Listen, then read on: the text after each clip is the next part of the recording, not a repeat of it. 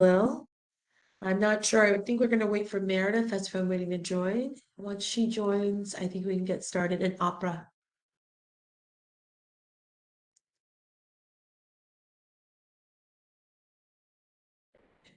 Great. Hi, Meredith. Welcome. Good morning. And Salil, if you don't mind to reach out to opera, but otherwise, I think we can go ahead.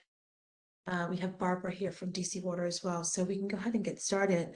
So, good morning, everyone. Again, this is a governance and coordination meeting, action team meeting for the flood task force, and we are going to get started. So, please, next slide.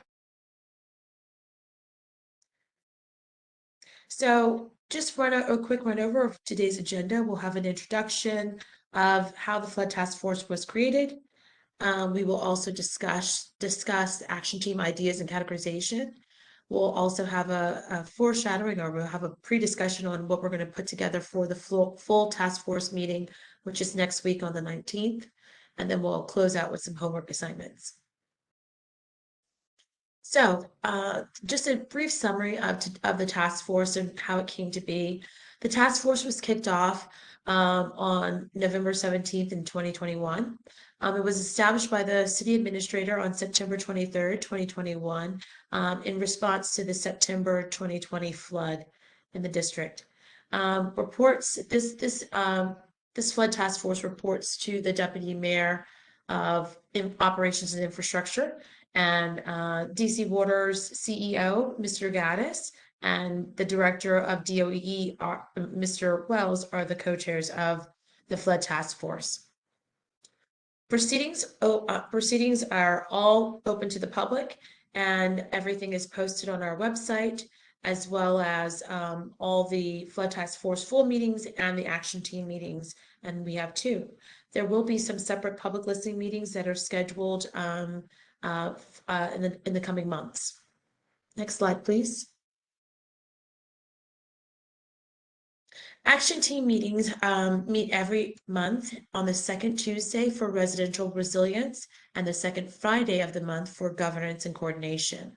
The schedule for the full task force meetings are on the third Wednesday of every other month. The next full task force meeting will be on Wednesday, January 19th. The full report for the task force is due 12 months after the first meeting, and so that will be due on November 17th, 2022. All of the action teams will filter up to one full action plan, and that will address the 9 categories that are being discussed in these action team meetings. After November 2022, this task force will meet annually to track the progress on the action plan and also discuss budgeting for action plan priorities. Just a quick snapshot of the timeline. We have some ways to go, but we are just sort of at the beginning, and we've actually done a lot in these last few months. So very excited about the progress that we're and the pace that we're moving in. The action team meeting goals for today is to discuss the benefit effort matrix and action plan. Each category has some details, and we will identify the rough level of impact, effort, and time associated with that, with those projects and priorities. Also included are the opportunity for this meeting is the opportunity for each action team member to add in projects that are not currently identified. We will also prepare to report action team progress for the January full task force meeting, which is next week. So today's discussion will all filter up to what we will summarize in the full task force meeting. Next slide, please. We met earlier this week with the Residential Resilience Action Team Committee, and we went over our 4 sections there and 4 categories there, and added some more detail to it, and we will have more to share in a summary at the full task force. And so today we'll do the similar thing with the governance and coordination action team, and we will cover the areas of flood infrastructure regulation and permitting, mapping and modeling, planning and coordination, and emergency response. Thank you. So that tees up for today's discussion, which is led by Nick Bonard from DOE. Nick? Yeah, thanks, Monty.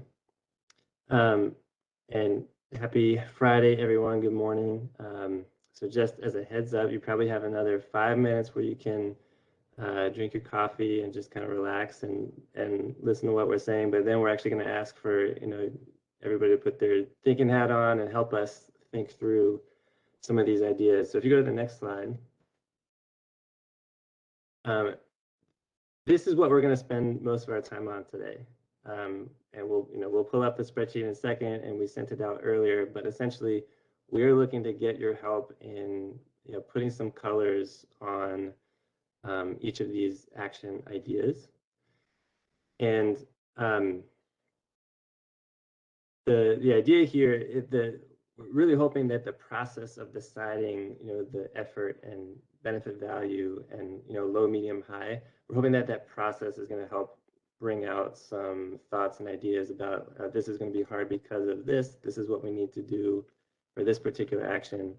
And I can't stress enough that what you see on the screen is just our first take. We thought it would be a little bit easier for everyone if we took a first cut at putting these colors in, but we really hope and we really expect for you guys to tell us, no, I think this should be a green and this one should be an orange. So that's where we're going to go today.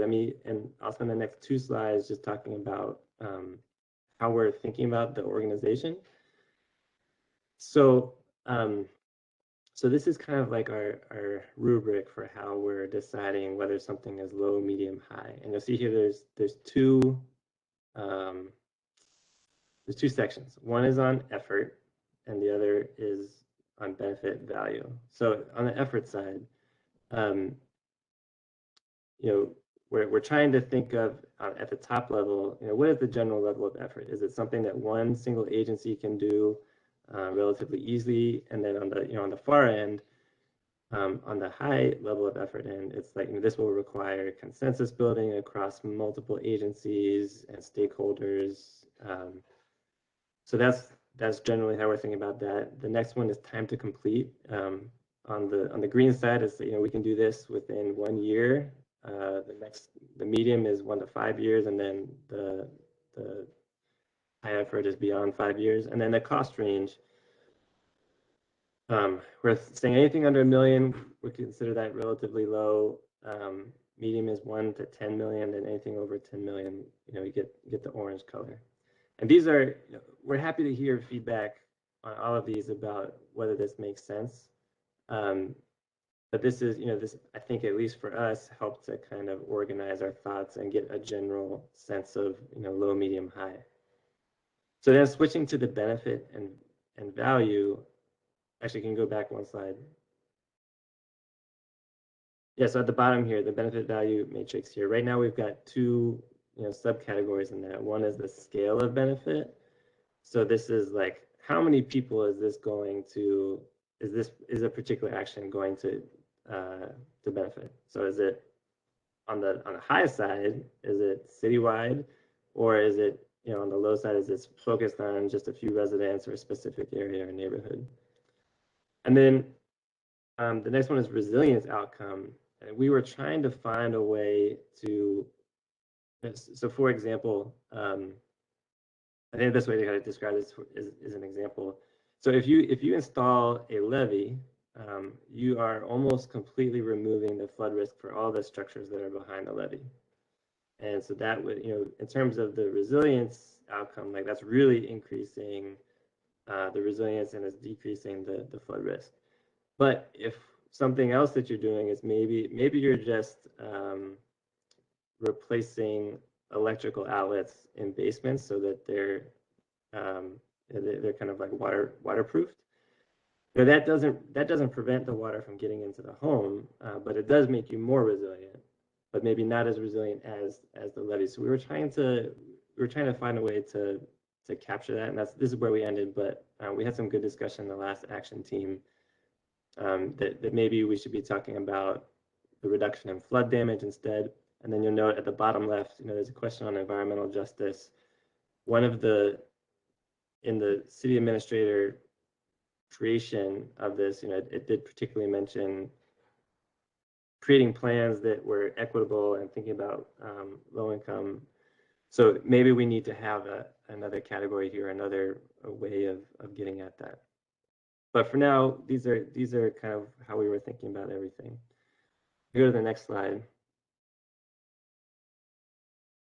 So yeah, I think our ultimate goal is to take the three categories within the effort side of that matrix, and then the two categories within the value side, and put them onto this graph. And some of you have probably seen this in various places. I know actually DC Water is doing this for some of their other projects, but essentially it's a way for us to kind of get a big picture sense of each of these action items. Is it going to be low effort and low value, or is it going to be high effort, high value? Just to help us broadly categorize and think about the value effort here. And I think this is probably pretty intuitive to everyone, but for example, the best things are the high value things that require low effort. So those are things that we can definitely work on. The quick win that is low effort, but also still providing some value, that's I think another place we can work on. And what you want to avoid is the things that are going to take a tremendous effort but have relatively low benefit. So we're hoping that what we do today and kind of starting to categorize and think about the action ideas is that we can ultimately get to a place where we're putting them on this matrix and helping the task force to prioritize where we want to get. So that's it for my little preamble here. Our thought is that if you go to the next slide, we are going to bring up, we're going to bring up the Excel spreadsheet now, and everyone should have a copy in their inbox. But we're going to ask the agency leads, the category leads, to I guess start discussion, and really at this point we are looking for feedback. Please do not feel shy about telling us a color is wrong. This is what we're here for. So. And not just the colors, but like if you give us, if you see something that you want to talk, explain why you think it's going to be higher effort or more benefit, and we'd love to hear that too. So I will turn it over to Alan from DMWA to get the conversation going. Just one brief comment. Also, I think we're looking for any missing actions ideas here at this point. Yes. So if there's other things that can get added to this list, please bring those forward as well. Yeah.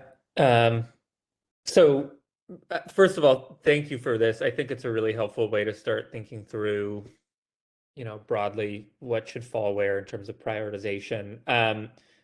When I was looking through this, I think it's largely right, and I'll note that I am relatively new, so I can't speak as much to a lot of these individual projects. And I would be happy for folks who have been a lot more deeply immersed in them to speak up if they feel like something is drastically wrong here.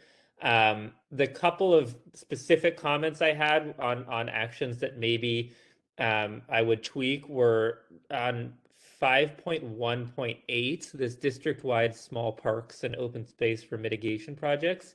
If we're thinking about effort as like, how, is it going to involve multiple agencies? Is it going to involve the community? I would probably bump that up to a high effort, just because, if it is district-wide and it's involving all of these individual parks, it's probably going to involve a decent level of public engagement and even more agencies. So I would probably argue for that being a higher effort than it's currently listed right now. So that's number one. And then the other kind of specific one that I was thinking about on action 5.2.1, I think action 5.2 largely is categorized right. I think 5.2.1 is probably a lower effort than we have listed right there. I think technically it's multi-agency, and that, someone's gonna have to figure out across agencies who is gonna be responsible. But I think in terms of the responsibility for the action, it's kind of just one agency, maybe the MWA, maybe someone else figuring that out. And I don't think it'll be too high of an effort. So those would be the two kind of specific tweaks that I would make. And then the more broad comment I had is just that I did struggle, and this is where I'd love to hear comments from other folks who are more familiar with these individual projects, is I did struggle with the resilience outcome like level, because all of these are listed as yellow, which is to say that the flood risk would be substantially reduced. And I think the green of flood risk being completely removed is a really, really high bar. And maybe that's as it should be. But I do, not being particularly familiar with all these individual projects, I would imagine that there is some distinction between them on all of these actions between under 5.1, in that some are probably a lot more effective than others, even for their particular area. And so I guess I struggle with, is there a way that we can get a little more fine-tuned in distinguishing, if we have to do 10 actions under this prioritized capital projects, are there some of these that are going to be a lot more effective than others, in their resilience outcome and reducing the flood risk, that would help us start to prioritize these individual projects? So I'll pause there. I know, Celerino, I'm sorry if I'm mispronouncing your name. You've It's raised fine. your hand a couple times. Yeah. Okay. Yeah, I couple of thoughts I had looking at this. One is that the effort and benefit value criteria would seem by itself to mitigate against capital projects and result in them being rated lower, just because of the nature, time frame, and useful life of a capital project. And I'm puzzled. I don't see, just looking at it, how anything under category 6 could completely eliminate flood risk. I'd be interested to hear an explanation, just by way of example. I also wanted to suggest something I suggested yesterday at the residential resilience, that if you look back at the flood of September 2020, and sort of overlay these action items and ask if any of these were in place, what difference would it have made? I think that might be instructive. Because the capital projects listed would seem to address specific flood risks or areas that flood repeatedly.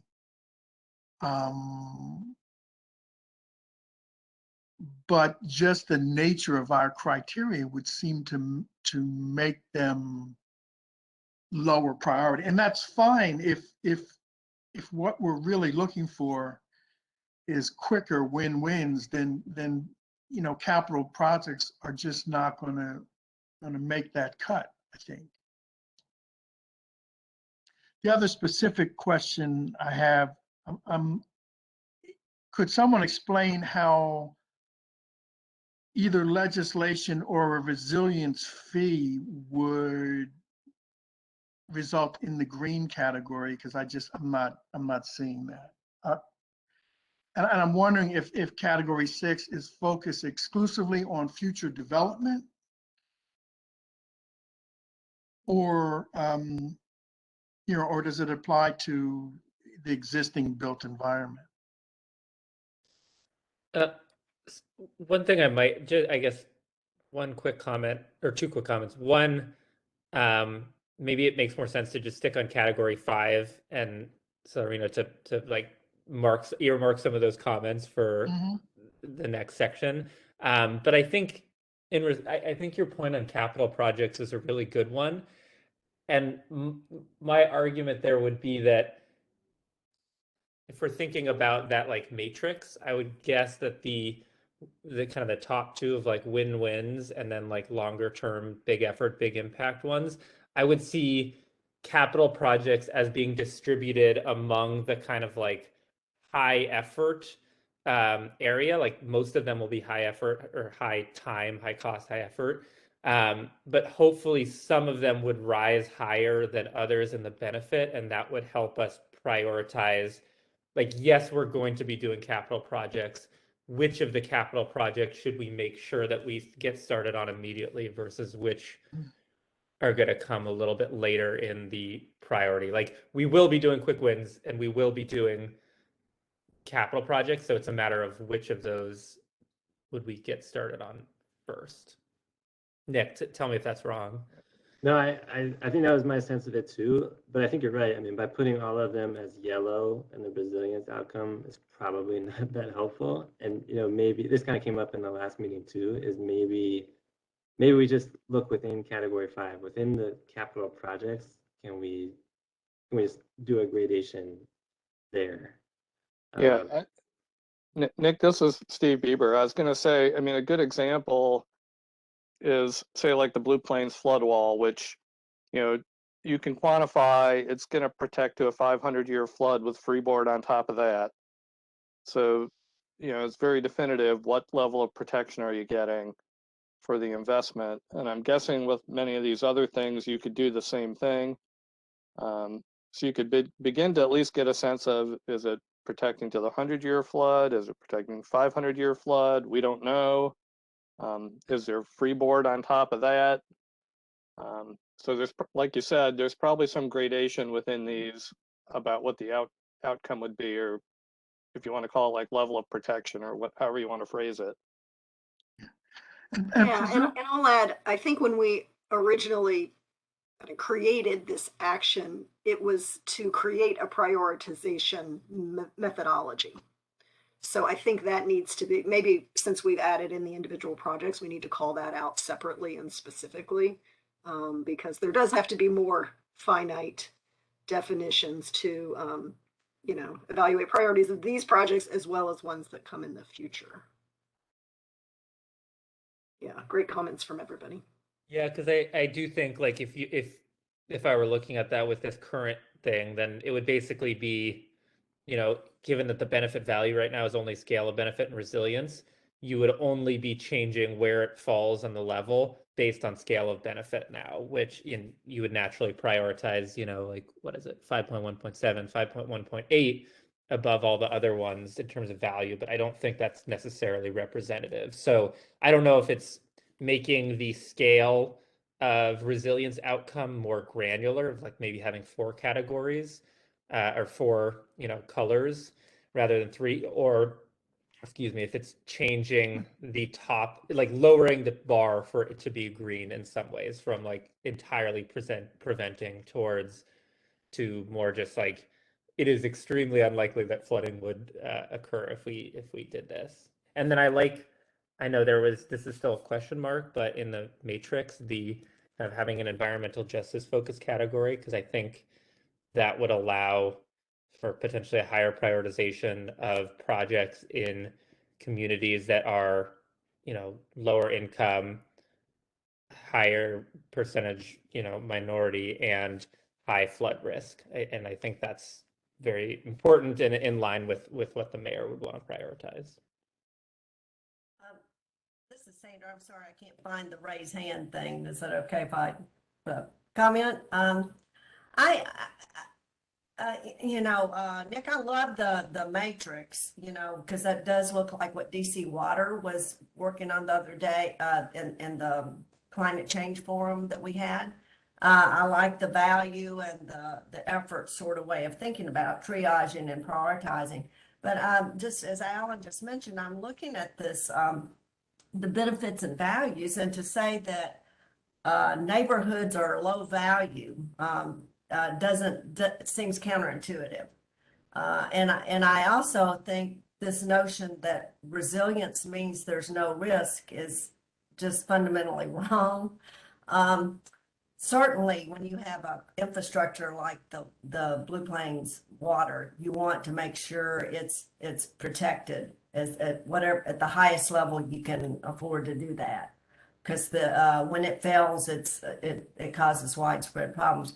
But even then, there's risk, right? Because levees can overtop, levees can fail, pumping stations can fail. So if you're going to do that, the cost really gets, if you want it to remain zero risk, which is not a thing, you really have to invest a lot of money to make sure you're maintaining it, that you're upgrading it as the risk increases and that sort of thing.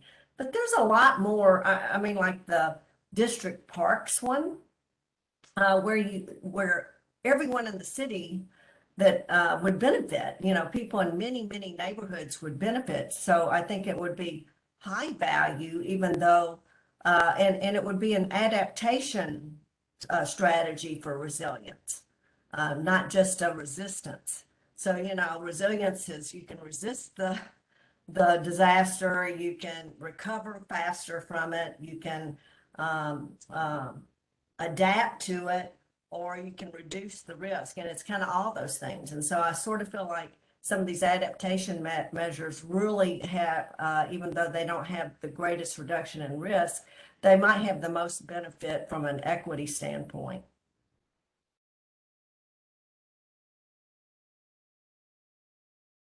Yeah, no, those are, I think you've touched on a lot of things that we're struggling with. And just to pick up on the last thing, I've seen in the chat that there does seem to be some agreement about adding equity as I think a third factor in benefit value. So that would be a way to capture kind of what you're saying is like maybe it's not reducing the risk as much as other projects, but it's really increasing some of our equity outcomes. And I mean, I'm looking at this now, I'm almost thinking that I think for the infrastructure projects, I think the majority of them, the resilience outcome will be on the higher end, which is that they're doing, yeah, I'm definitely hearing what you say, Sandra and Stacy, that you never completely remove flood risk, so we should not use that as the rubric. But as far as any of these action plans ideas go, they're probably on the higher scale for the infrastructure projects. Melissa, I apologize if this comment has already been said. I got a phone call, so I had to go on mute for a little bit. But I think one way that we could talk about the resilience benefit to provide more granularity that's not sort of getting to that point that there will always be some risk is whether the project addresses current flood risks or future climate related flood risks, and sort of have the higher one be the ones that are also thinking about that forward looking flood risk rather than just the existing flood risk. Can I add, this is Sandra again, sorry. Just another comment too, it occurs to me that, I mean, you have these big major infrastructure projects, but even and Stacy can attest to this, even the Corps, when they built the hurricane protection system around New Orleans, when they built it, it's mammoth, it's huge, $15 billion, but it's several lines of defense. So if you look at these projects as interconnected in a way, and you build these parks that are sponges that have equity benefits and social benefits and value in that way, they're actually a second line of defense. And so these aren't independent necessarily. This is part of a whole network of concepts and projects that could make DC more resilient.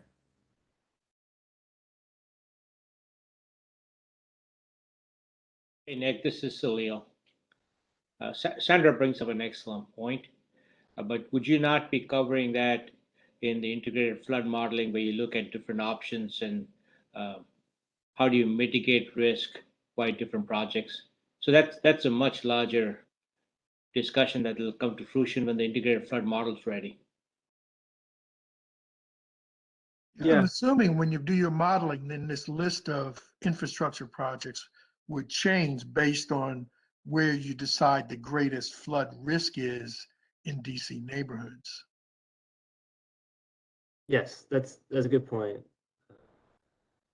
And yeah, because the list we have now is basically the list that we know of and have heard of from from other agencies. But as the integrated flood model develops and starts mapping areas, potentially areas that we didn't know had this risk, yeah, I think we will want to add new projects to this list. And I think our thought was that we do have this annual meeting of the task force around the budget cycle kind of planned, and that would be potentially a place where we could bring up some of these new projects, either identified by the integrated flood model or just other city agencies.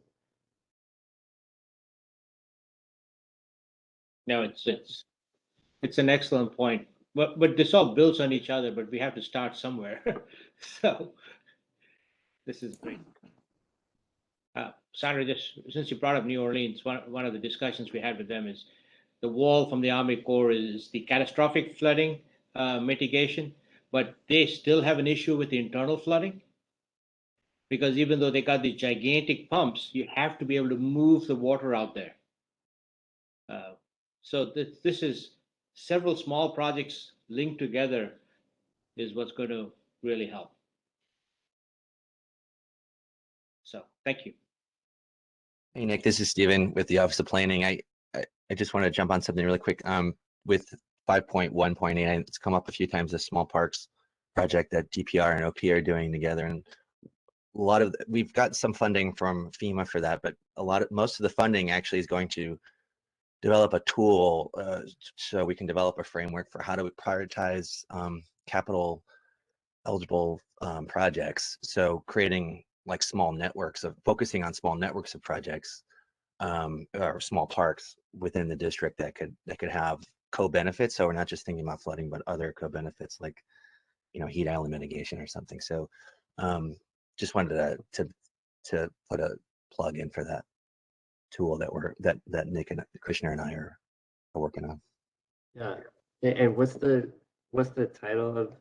Can you have a title of that tool so we can just capture that? Well, it's part of Action 5.1.8, the district-wide small parks project, which we have funding for. Like I said, but we haven't begun yet. But part of that is just coming up with a list of all these different data sources and then like possible co-benefits. So, like I was saying, even economic resilience, access to nature, public health benefits, habitats. So, yeah. And at this point, that's a planning effort, correct? It is a planning effort. Yeah. I Yeah. think Alan was mentioning, like it would be high effort. Yeah. If you scaled it up district wide and actually did, implement those capital projects on a district wide basis, like it would, because it involves so many different stakeholders and the public, like it would be a high effort one. I agree. Yeah, so it's like almost there's different milestones here. We have to start somewhere, so we have to start on that. But ultimately, to do it all, it will be very high effort and high cost. Yeah. So Stephen, that's a great concept. Is there thoughts on picking certain parks and doing proof of concept for all the ideas so that we don't, before they get expanded to all the other parks? Exactly. Yeah. So we would do sort of like a pilot group of say 3 to 5 small parks that are in a like that can form like a network, and then see how that goes, and then scale that up to the other parks in the city, because there's like 1,200 of these small parks, and they're like comprise about 200 acres. So it's actually pretty substantial. Call what? That's fantastic. So the first few could just be a showcase for even people to look at for the different ideas. Right. Yep. That was our thought.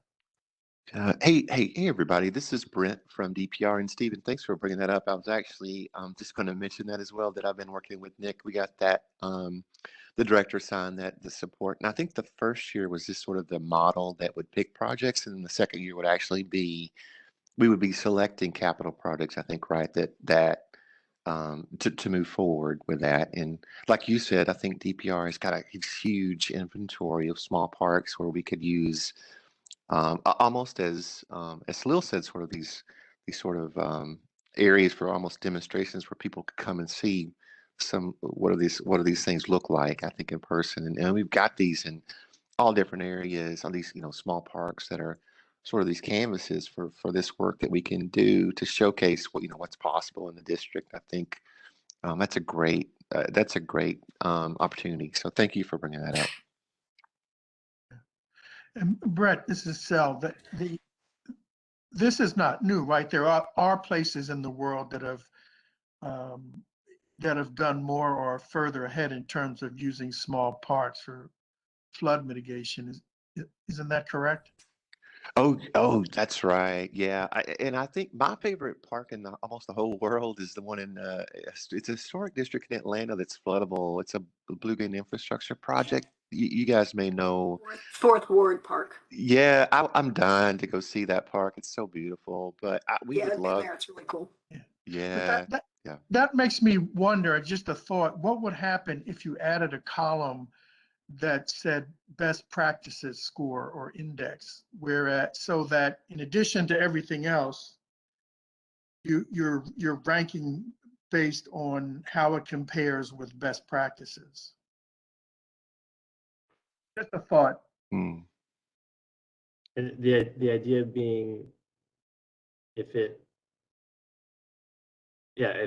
looks similar to a best practice, it gets a higher score. But if it's either unknown or, I don't know, an older design, it gets a lower score. Yeah. Yeah, So- I'm just building on your idea. So while we're on the topic of parks, Brent and Steve, our CEO, Keisha Powell, was the commissioner in Atlanta when that was built, so she's got a fair amount of information on that. But closer to home, Frederick, Maryland has an unbelievable system to protect against flooding from the Monocacy. It's a blue-green infrastructure. The parks flood. They've done a really good job, and they've got commercial development that's sprung up all around it because it's so beautiful. So it's close to home. Day trip. All right, I'm gonna jump in here. This is a really great conversation, and so I mean, I think what I'm hearing is we want to make sure infrastructure, the capital projects, don't just get pushed to the side, and that all of the other projects end up having a higher score. But I also hearing that I think there's maybe a couple of different ways that we can either maybe add a factor, or also just within the resilience outcome, define that a little bit differently so that we can get a little bit more of a gradient, and so projects can come out that way. So we'll do some thinking, and actually we're going to ask Alan for all of these. We're going to ask the action team leads to if you guys have thoughts on how to make some of those corrections, you can certainly send them our way. All right, so let's shift to category 6 here, which if I recall is kind of like jointly shared lead between DCRA and DOEE. And maybe we start with Sel's original question on how would resilience fee result in a green category. And Adria, is there a way for you to freeze panes, freeze the cell for the top so that we can see the so to answer Sel's question, I think the resilience fee is a tricky one to categorize, but the idea is that would provide a source of funding for essentially for any and all of these projects, either the infrastructure projects or some of the projects we talked about 3 days ago in the residential resilience. So it's a little bit nebulous, right? Because do you score that as being the reason all of those projects get done? And if that's so, then it should be super green. But by itself, what exactly is a fee by itself is not going to reduce flood risk. It might Well, I mean, you could have a category that was just called more money, and that would be similar. But what would it be a fee on? I mean, what paid by whom, for what? Because it sounds like a tax, Yeah. if it's just about more money, not a fee. Yeah, I think I mean, yeah, this is just an idea that got thrown out here. And I think there's different ways you could look at it that we've seen from other jurisdictions. For example, like Virginia now has a resilience fund for the state, which I think was funded by a statewide tax. Mhm. I could be wrong on that. But there are other models that are specific to trying to address whatever's like causing the impact. So it could be like for any development that's occurring inside a floodplain that's increasing flood risk to the city or increasing the risk of damages to the city, could be a fee on that. I mean, we're open to ideas and also feedback on how any of those sound. I have a question. This is Chris Bailey, DCRA. If the fee is based off of some sort of greater risk, that's not necessarily a fee, that's more of a fine. And I'm wondering if that's what you're wanting, is a fine for not doing the resilience. If this is a benefit, if this is a collection in order to provide, grants or relief, that's going to take a little bit heavier lift legislatively to implement something like that. So I'm confused how the fee will be implemented. Excuse me, not implemented. How the fee will be triggered so that the pot of money can be implemented elsewhere to fix whatever it is meant to do. Can we discuss that? Yeah, I think I get what you're saying. Again, this is all just pure speculation here, but based on the models we've seen, so if it's a tax, you create a special purpose revenue fund to put that tax in, and then that special fund will have very specific things that you can do with it. So you could say money in here we can use to pay for infrastructure projects, we can use to pay for insurance subsidies, things like that. Alternatively, if it's like an impact fee, this would be something that you would add on to, I guess, part of the permit review process, but only if you're in the floodplain, for example.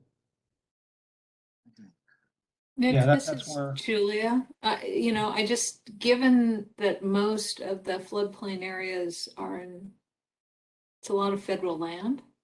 I don't even know that you would have, if you're targeting development in the floodplains, I don't think you have a big enough base to get meaningful revenue. Sorry, I'm not trying to be a wet blanket, but it's hard for me to imagine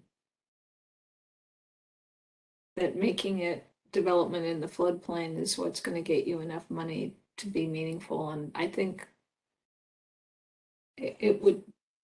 this would, I think, meet with quite a lot of I agree with community Julia. resistance. So I, maybe there is a way to do it, but to structure it more like, the bag tax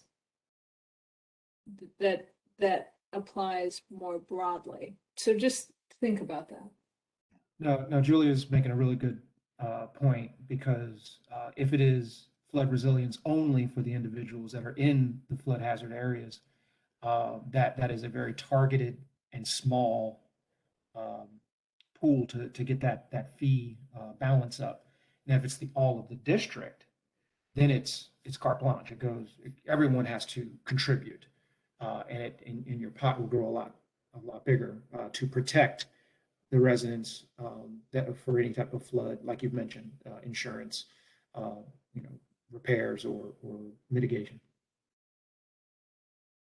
Yeah, those are great comments. And Sandra, can you explain a little bit more what you mean in the comment in the chat?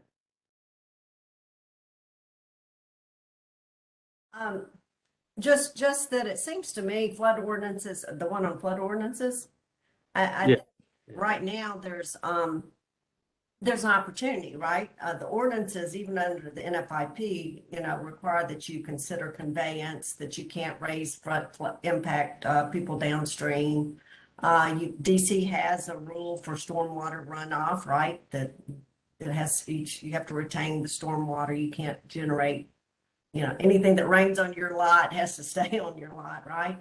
So I think some of that's there. So I'm not sure. I think the idea of resilience fees probably kind of goes back to the concept of what mitigation banking was when people were filling in wetlands.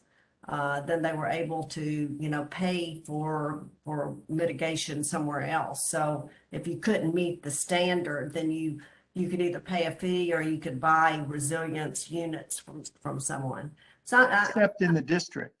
yeah.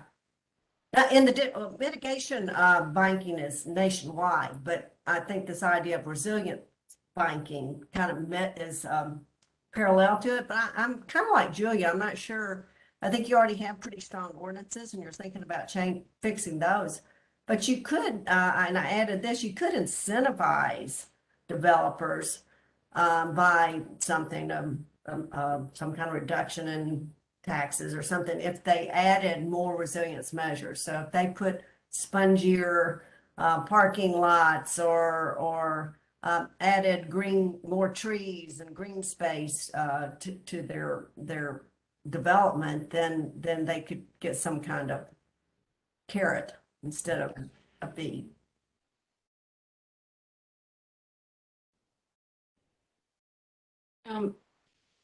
Just one other, not quite related to this, but maybe in the regulations category. One thing, as I was looking through this list, I will have a lot to say about regulating federal facilities, but on a different note, is there a way for us to, since we're a largely built environment here in the district, can someone on this call reflect on how we might incentivize or regulate or do something to address already built facilities to get them to meet a higher, better flood standard?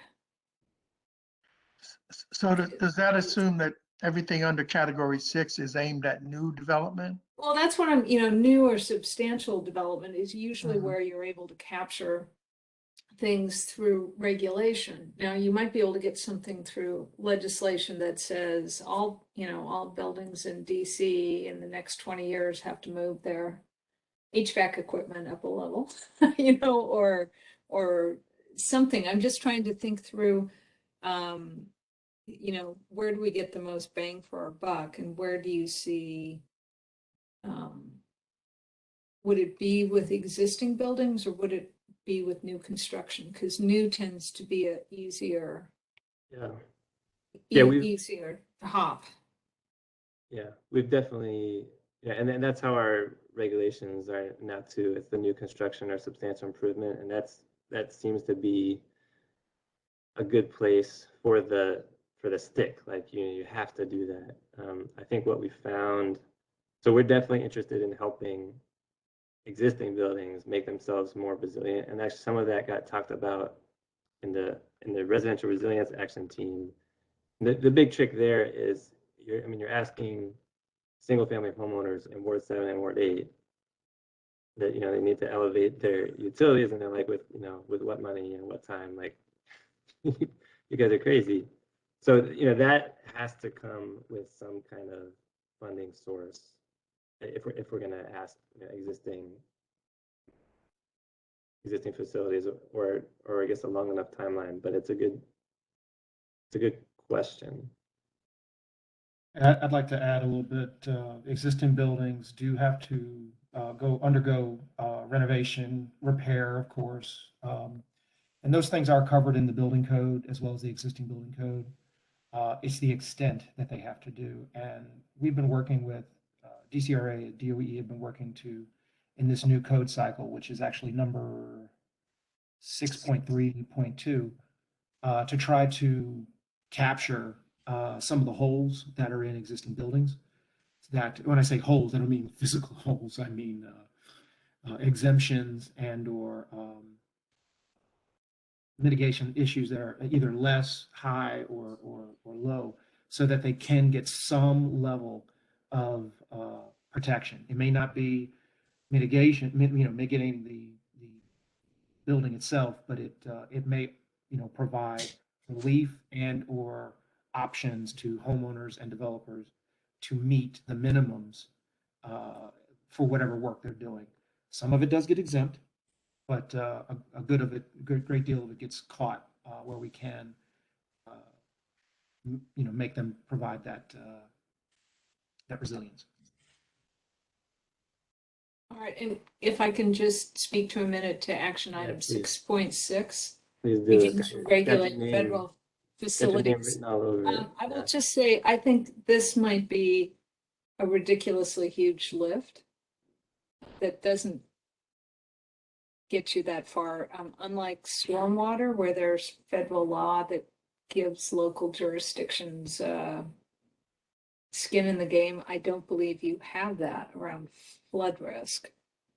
And I don't know that in the current, certainly not in the current environment, that you would get a big warm hug from federal agencies in the region if you tried to do this. And I would say from the NCPC perspective, right now, the district agencies both have a seat at the table for federal development through the coordinating committee, and you have 4 commissioners. So if you wanted to elevate this issue, you can elevate it that way.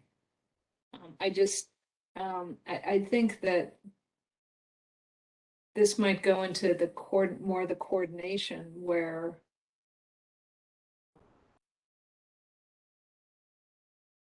you're seeking to work cooperatively with federal agencies to have shared flood risk standards across, geographic areas. Like Blue Plains and JBAB should have the same flood risk standards, which they probably will not. So I'm just, I think in terms of ideas where you could get a lot of oomph, I'm just thinking this one may be more work for not a lot of reward. Yeah. That makes sense. Any other feds on the call that would back me up on that? Yeah.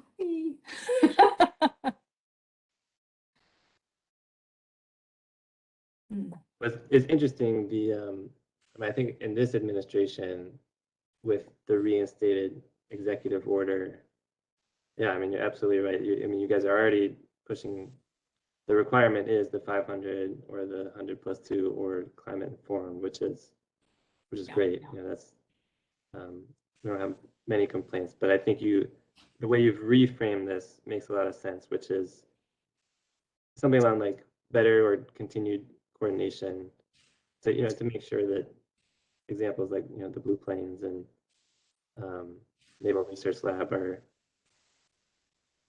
doing have the same like flood level, or that they're not pushing water onto each other's property, or that kind of thing. Yeah, and it would be totally appropriate for district reps to raise this issue at least through NCPC's process. Because that, the squeaky wheel gets a little more grace. Thank you. Julia, thank you for your comments. I just wanted to mark on time, and I know that there's a lot to be said in all these categories, but I wanted to make sure that we had enough time to get to the last two, which is 7 and 8. I'm sorry, do we have 3? We have 3 more. I'm sorry, we have 7, 8, and 9. Yeah, we'll get into it. I definitely I didn't want to not give Julia a chance. Throw in some- Absolutely. I know that that was a very important Yeah. point, and she brought it up earlier that she would come Yeah. back to it. So absolutely.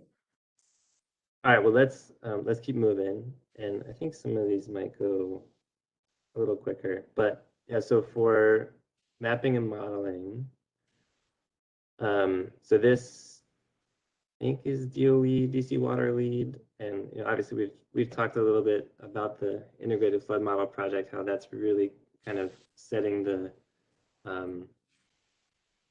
so I'll say a little bit, and so you can jump in on some of these categories, but 7.1, I think we're viewing the integrated flood model as like a really key for the city for helping us figure out what infrastructure we ultimately do want to build. And later in the contract, part of that is to actually do some design. And so by adding funds, we could be doing more design based on what we see. As far as rain gauges and storm sewer monitoring, I'd be curious what other folks think, like how they could potentially use some of that information. I mean, obviously more data is always great, but then it's what are we actually going to use it for? And then if you look at action 7.5, I mean, that's something that DOE kind of already plans to do, which is as we get better modeling, either through the integrated flood model, but also some of the work that we've already done with the Army Corps, we want to update the official FEMA floodplain maps so that our regulatory maps reflect the best and most up-to-date modeling we have available. So does anyone have any thoughts on, I think I would specifically call out 7.1, 7.2, 7.3 might be interesting. I mean, VDOT has done some of their own flood modeling. I know COG has done some of their own flood modeling. It seems like anytime we start a new modeling project, everybody's always asking like, oh, hey, do you have this model? Can I borrow it? And if not, you're paying another contractor to slightly modify some model that's already available. So anyways, any thoughts on these?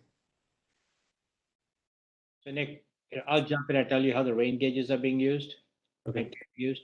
So one of the things we're looking at is how do we position our crews so that we can respond faster? So we're working with Vuex out of Canada to do predictive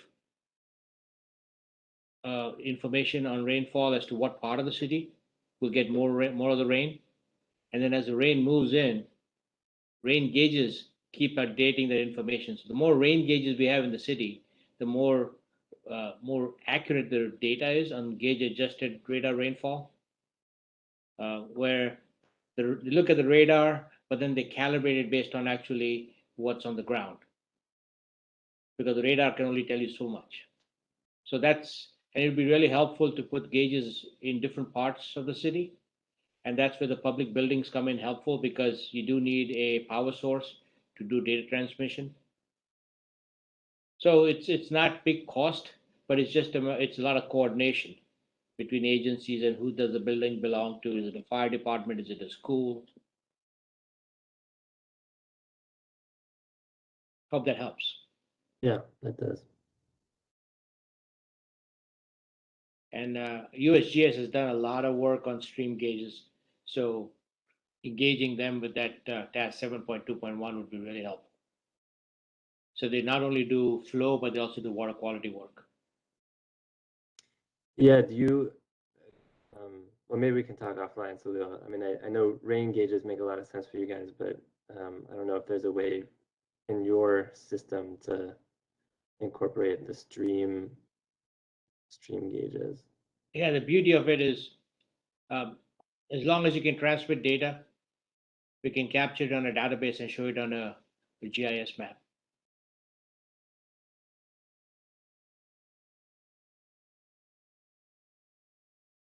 All right. Well, so I'm thinking we might want to spend more time on category 8 and 9, but I don't, if someone really wants to talk about category 7, please speak up. Is there anything on here that doesn't seem useful, or that really seems useful, or that we've totally missed the scoring on this?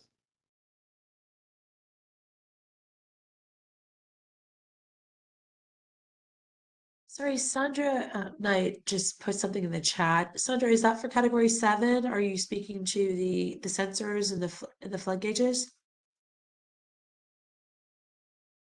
Yes, the sensors and flood That's what I gauges thought. for category 7, but I mentioned some flood mitigation for residences too, and maybe it falls in this category, but I really haven't seen in any of these categories, and maybe that's a different team. I don't know, that looks at individual flood mitigation for residences or neighborhoods. Yeah, that would be the resilience team, but do you have another, you have a fact sheet you can send us, or? Yeah, I did. I put the link in there. Okay, that's in there. Okay, perfect. Yeah, I added a comment. The residential resilience team is looking specifically at how to those items for residential properties. I'll just note the model clearinghouse idea, from my perspective, speaking as a Fed, is super interesting, in part because our upcoming regulations allow us to look at climate-informed science as one of the standards. And to the extent that the district is trying to figure out how over time you would ratchet up your flood standards to reflect better science, or if you wanted to apply that kind of approach to, let's say, really big infrastructure or critical facilities, it would be a very useful tool. We would be delighted with it, but it may not, I don't know how it works Yeah. on the district. That's is one. I mean, it's interesting. It does seem like it would be efficient, sharing amongst agencies, right, and save everybody some cost too. But yeah, like how to score that on the resilience outcome, that's tricky. Nicholas, could you explain what the Create the Modeling Clearinghouse is? Is that like a chart or some sort of living map or something? Yeah, I mean, so again, these are just kind of ideas that need to be fleshed out. But I think that the idea would be there would be a website, maybe even hosted on Octo, where we would just have all of the different models. So we've got a model of like the Anacostia River, and we've got a model of the Potomac River, and a model of Watts Branch. And anytime there's so they kind of get updated constantly, and a place to just have a place to download all of those models so that your contractor could then take that and then do whatever analysis they need to for your project. Yeah, and I'll add, I was on a discussion with COG, Water Resources Technical Group, recently, and I think they suggested that COG could be a host for that, since a lot of these are utilized by multiple jurisdictions.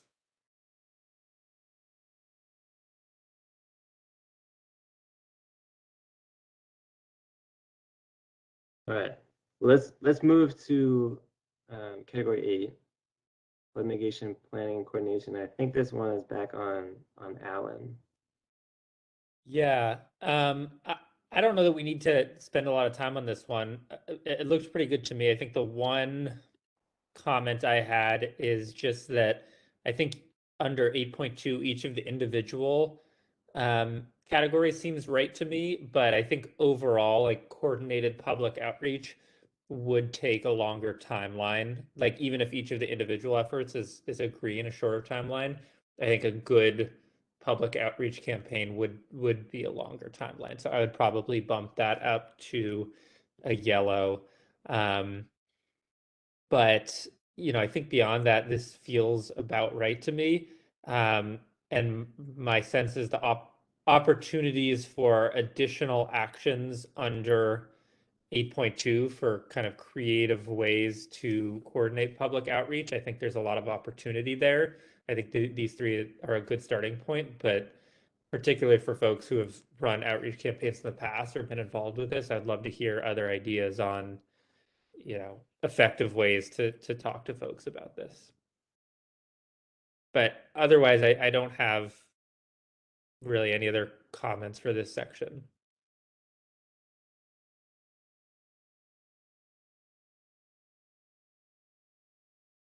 So I guess would open it up to others. I was just going to say that was great of you, Alan, because if we can zoom through 9, we can go back up to that really, big category of 6 and kind of get back into some of that discussion. So, Nick, is it okay? Would you like to, if anybody else has any comments for category 8, please speak up. Otherwise, we can move to category 9. I have a question, and this is kind of back to the resilience team. So how is, this says flood mitigation planning coordination, which really falls in line with the resilience team's, I guess, efforts to look at mitigation grants and that sort of thing. And I don't see hazard mitigation plan in that. Can someone explain how this category ties into the resilience committee? I could take a stab at it. I think this is, so I think our view is that, like, for example, the public outreach, this is something that the task force is going to need for like all of the things that it does. I think it's, Sandra, I think it's more just like we had to put it in a team, and it felt more like it was part of the governance and coordination. But I think it, anything that happens in residential resilience that we need to get the word out, it should be kind of included in the coordinated public outreach. Yeah. This is Ramicia. My internet's spotty, but to kind of speak to your point about category 8, that was a point that we made on our Tuesday meeting regarding category 2. And so the vision of how we're kind of thinking through how to blend category 8 with the residential resilience is to think about the hazard mitigation plan as like our internal document, and something that we work as stakeholders. But then as far as how that is communicated to the public, that's why we're looking at enhancing Ready DC website. And so we are working on a public facing version of that. And so we're still in the development stages of it. But I think we added some of the information on that project and how that will blend with the hazard mitigation plan in the collaboration document that the team has circulated out.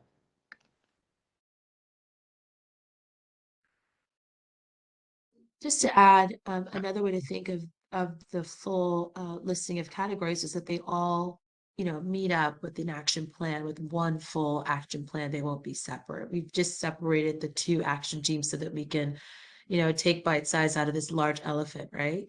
So, so this is just the public facing piece just happened to fall over here because it just fit a little bit nicer here, because there was so much more of a heavy lift on the resilience.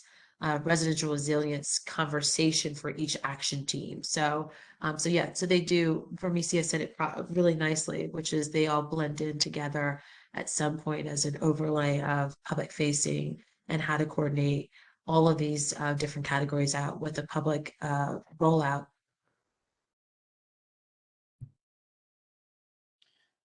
I have a follow-up on 8.4, and this is just and I think we need to adjust the effort and time on that.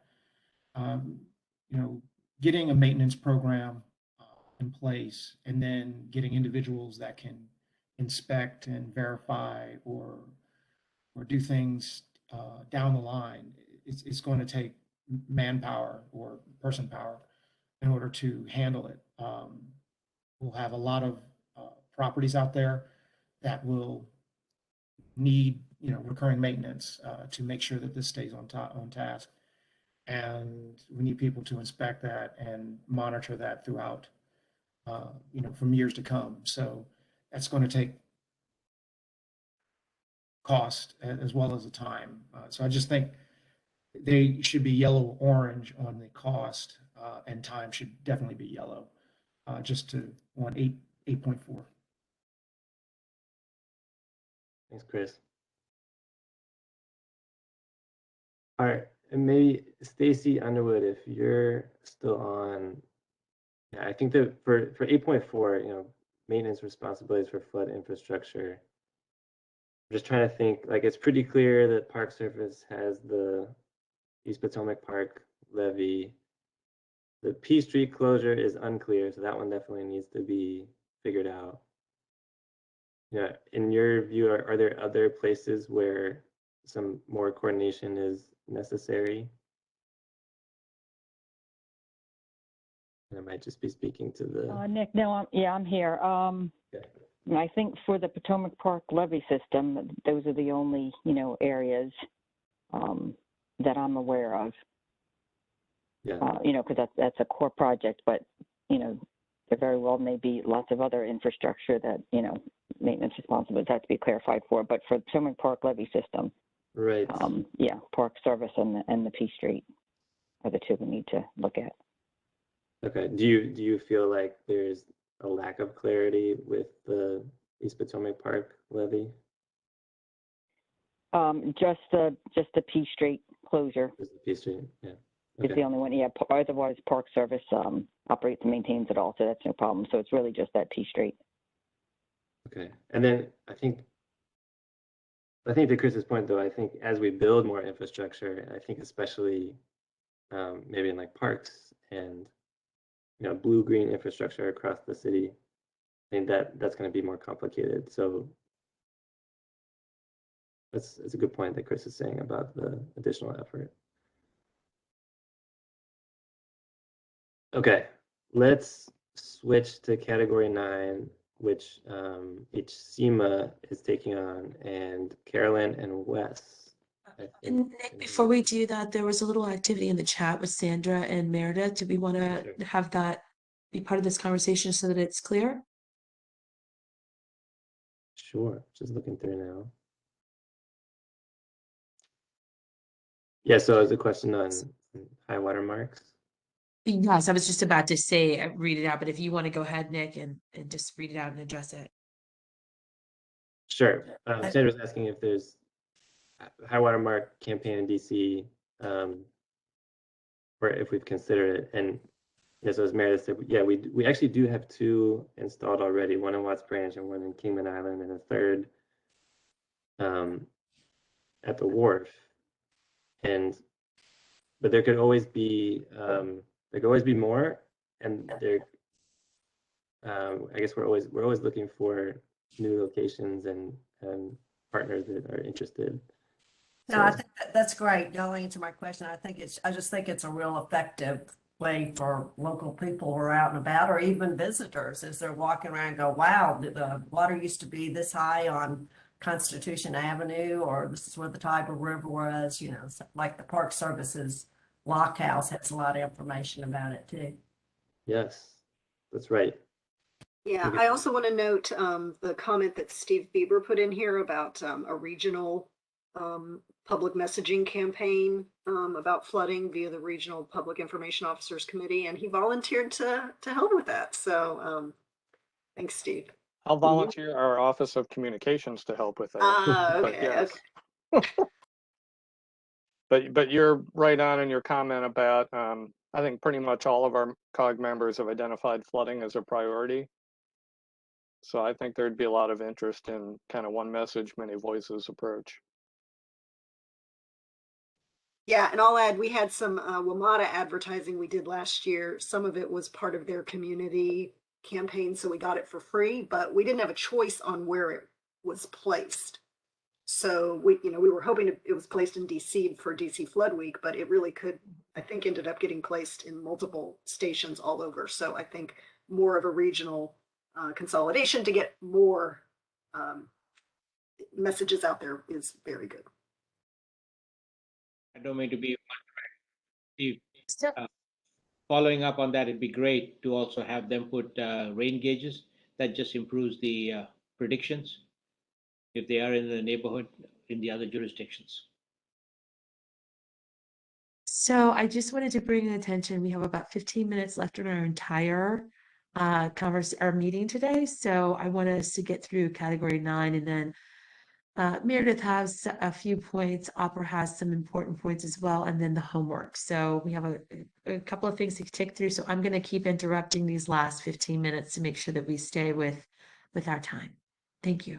Yeah, and Monty, how much time did we spend on that back end last time? Was it like 10 minutes? I think it could be shortened. That's fine. Yeah, Meredith Okay. is a pro. She could shorten. I know Opera's a pro, so we're dealing with some very Okay. flexible folks today. So All right, so we'll just compress it. So why don't we do this? Give 10 minutes to category 9, and then that way we can just spend the last 5 minutes with the closeout. Okay, thank you. Awesome. All right, so yeah, I'm going to pass it to let's see, Asima, Wes, and Carolyn. I should have time a little bit there. So looking at what we have for we're Carolyn, I'm sorry, we cannot hear you. So maybe your audio is low, or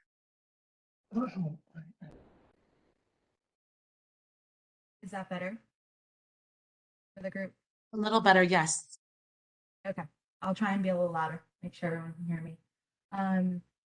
So again, good morning, everyone. So for actions 9.1 through 9.4, we're pretty much in agreement with the pre-established levels for both the effort, time, cost, and then scale of benefit and resilience outcome.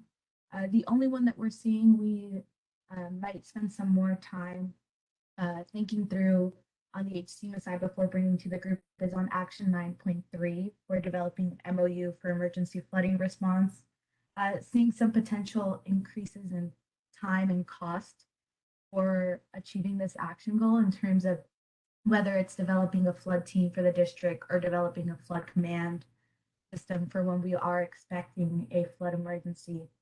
There might be an increase in kind of standing this up in a more formal process and having that approved and standardized with a home agency taking charge of this and those associated costs that might come with standing that up. But aside from that, we see that the other 3 points are pretty in line with what we would see in terms of effort, time, and cost.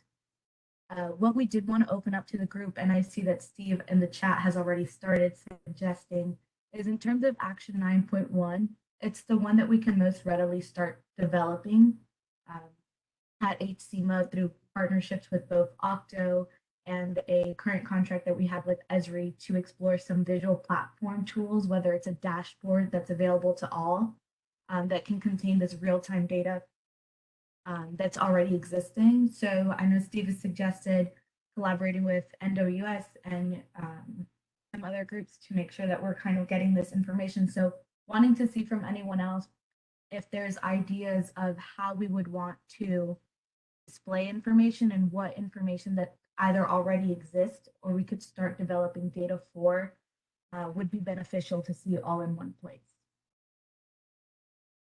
Salil, I know you guys have started thinking about this at DC Water. You want to jump in here? The visual platform part? Yeah. Yeah, we actually have one made. Now we're trying to figure out how do we externalize it so other people can also use it. But it's ready and it's operational. We use it for all our flood. Anytime there's a big rainstorm, we fire it up. And I may be overreading into things, but I'm guessing that do you bring in, for example, stream gauge data from Watts Branch, or is it primarily 311 calls and precipitation data? So it's built on a platform that we can add to, but at present it focuses on a vehicle. So each of our vehicles has a GPS tracker, so we know where our vehicles are, where are they responding to. We look at calls. It has a graphic that shows you when the call volume increases in a particular location. So it's right now it's purely operational, but it can be added on to easily. Okay, yeah. Awesome, Salil.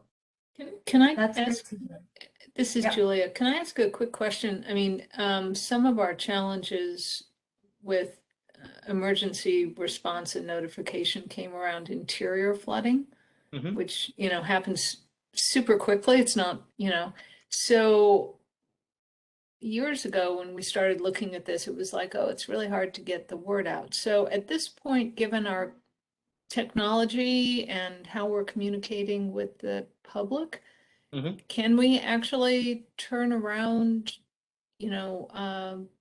interior flood events so that people know, don't go down that WMATA station or, watch out Bloomingdale. Are we at that level with what DC Water has? That's really exciting if that's the So, case. yeah, it is exciting, and one of the advantages of this setup, as Nick and Meredith have it, is it really takes a lot of agencies working together to make it really useful for everybody. So we right now index it based on calls coming in. If there's a 311 call, there's a call to our command center, or whether it's called to our website, it populates it very immediately, real time. What would be very helpful, Julia, is something that we have not had access to, which is DC police have cameras all over. If we can connect to those, that will provide a tremendous amount of information on flooding in underpasses and other areas. So Lil, maybe also the street automatic traffic enforcement have cameras as well. Yeah. They could probably read that out too, so that might be a DDOT piece as well. So there's lots of opportunities out there to make it real time. Okay. Super. Well, to the extent that that links into our federal facility managers, hopefully they're all on alert DC too. Thank you.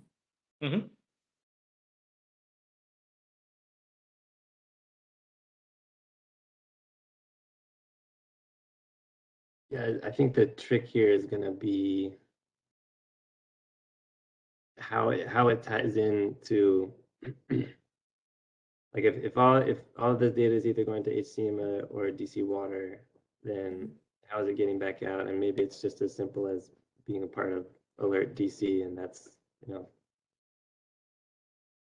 Yeah, and I think this is a good kind of connection point between the sub action items that we have in this category.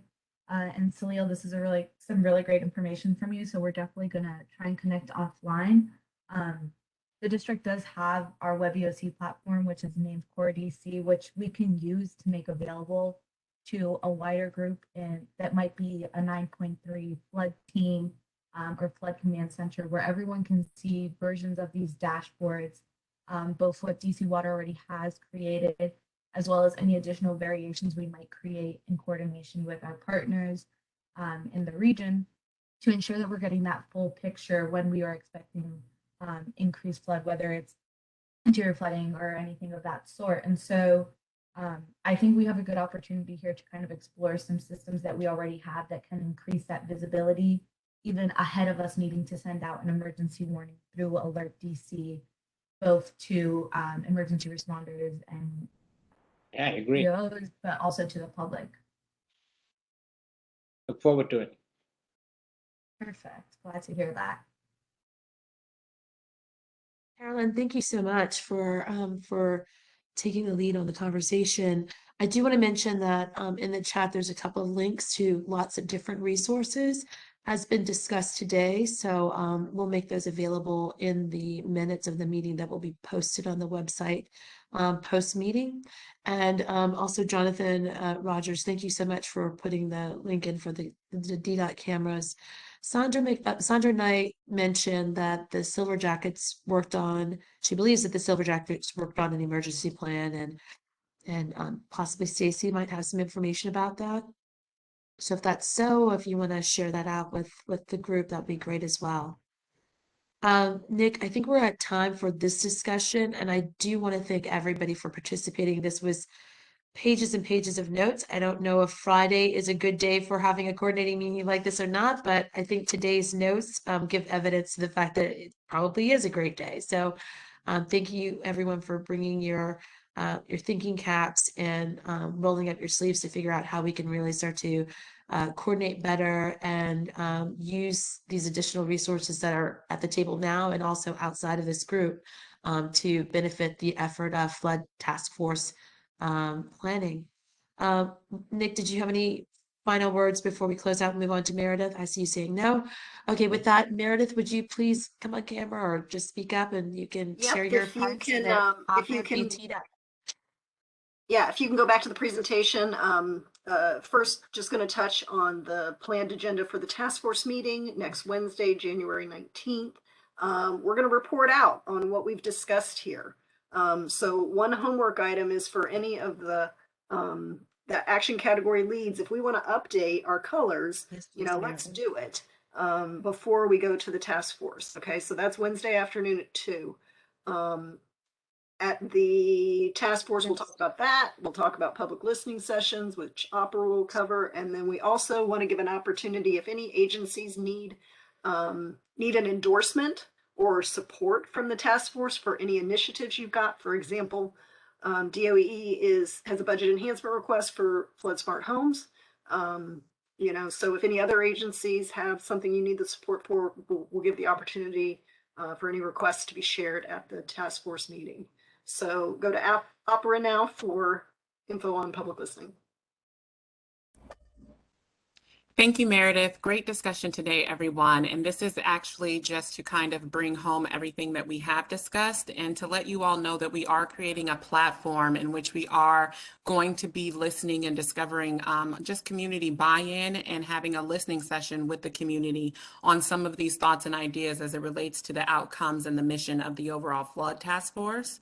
The goal is to have 3 of those public listening sessions. I believe the middle of March is our deadline, but it will be representative of all quadrants of the city. So we want to have an inclusive conversation and dialogue. I love the conversation at the beginning of this meeting that was talking about even having some folks visiting some parts in the city that is reflective of some of this work. And I think that COVID and Omicron depending, I think that maybe that's even a great idea for this first phase of our listening sessions or even another phase of our listening sessions to have some actualized visits to some of these great innovative ideas. So with that, I will give it back to Monty to close us out of the meeting. Thank you all for your time today.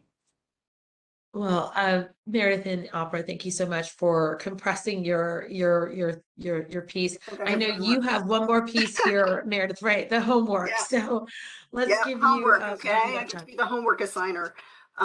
So as I mentioned, unfortunately, we have a holiday weekend here, so not too much time before our next action team meeting. But you know, if you do want to update any of those colors, send us back your updated version so we can incorporate that into the presentation for the action team. So asking for that by 9 o'clock Tuesday morning.